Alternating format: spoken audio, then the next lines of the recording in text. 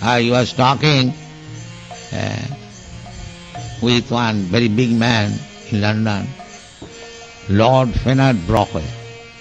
He came to see me. So I asked him this question. He was an old man, he was, I think older than me, he was 84. So he said, yes, I will die peacefully. This question does not bother even any man. And I talked with that Professor Kotovsky in Moscow. He also said, Swamiji, after death, everything is finished. You see, big man in Europe, very exalted position, they do not know even that there is life after death. They do not know. And in India, I think when I spoke in Calcutta, the American consulate, there is a club, Indo-American culture, they invite. So they gave me the subject matter for speaking East and West. So in that meeting I said,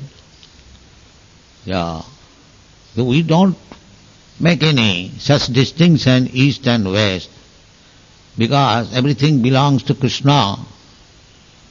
But there is little difference between East and West. What is the difference? Here, even an ordinary man, a cultivator, uneducated villager, he believes in the next birth. He believes.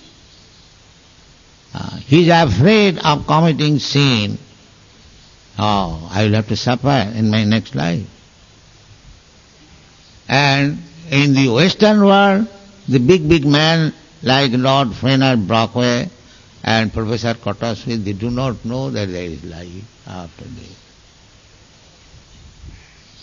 Therefore, to take birth in India is a privilege.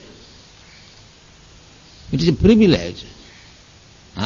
Because it is not ordinary thing. Therefore Chaitanya Mahaprabhu says, Bharat bhumite manusya janma hoila jar. Janma sarthak kari karo paropakar. This paropakar, doing welfare activities to others, that is meant for India. But the Indian should first of all make his life perfect. Bharat bhumite manusya janma hoila jar. Janma sarthak kari. First of all, the Indians are requested to make his life perfect. Because how to make life perfect? The process and everything is in India. Because here there is Varnashram dharma, the division of the human society, Brahman, Kshatri, Vaishya, Shudra, and ashram. Now these things are rejected by the Indians. But this is the most scientific method for making life perfect. This is the most scientific method. This was the answer of Ramananda Rai when he was questioned by Sri Chaitanya Mahaprabhu, what is the aim of perfection of life and how to accomplish it? This is the question was given by Chaitanya Mahaprabhu. So the answer was immediately, Varnasamacharvata Purushena Parapraman Vishnu Aradhate Pumsang Nannat Tattu Sukaranam. The aim of human life, the goal of human life is to satisfy the Supreme Lord, Vishnu. Vishnu Aradhate. Nati vidu sarthagating Vishnu. These rascals, they do not know that human life is meant for pleasing the Supreme Personality of Godhead. The Kunti Devi, therefore, requested Krishna, Sneho pasad imang chindi. We are, I'm to say, bounded here by the material energy in so-called snehopas, society, friendship and love. People do not want to leave this material world. Even at the time of death, I have seen so many persons. That is natural. The old man is dying and he is thinking that so many of my business remained unfinished. So he calls his dear son, my dear son, if you take charge of the family and so many things I could not finish, you do it. You see?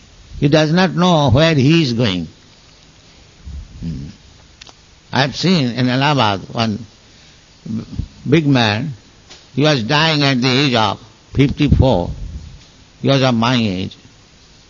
And he was requesting the physician, my dear doctor, can you not give me 4 years more to live so that I could finish my business? There is so much attraction. So much attraction. They sometimes cry that what will happen to my this boy, that children, that. So therefore, the family attraction, especially,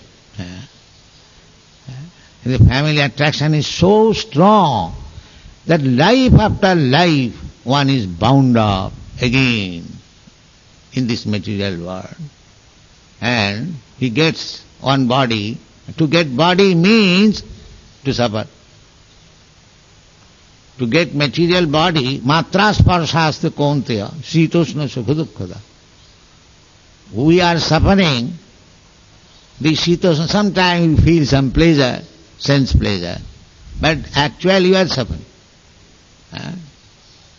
Just see how